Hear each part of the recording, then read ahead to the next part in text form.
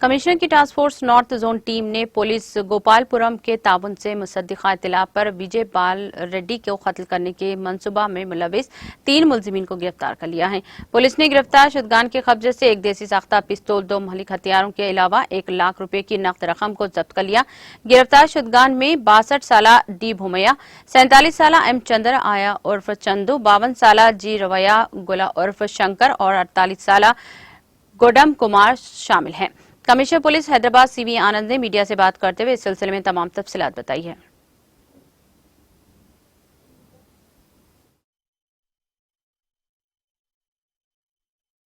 Police के जरिए एक किराए पर कातिलों को हायर करने का केस डिटेक्ट हुआ है। इसमें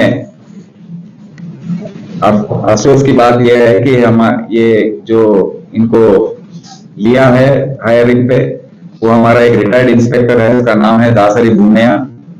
ये 1992 में आरएसआई का रिक्रूटमेंट इसका हुआ था करीमनगर जोन में। 1996 में सिविल एसआई का कन्वर्शन हुआ।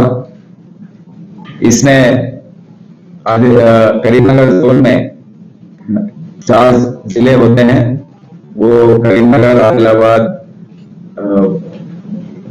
वारंगल, वो 4 जिलों में करीब 12 पुलिस स्टेशन में एसआई का ड्यूटी किया है, एसएचओ ड्यूटी किया है, छोटे छोटे पुलिस स्टेशन एसएचओ होते हैं वो ड्यूटी किया है। और 212 में सीए का इंस्पेक्टर प्रमोशन आया इसको।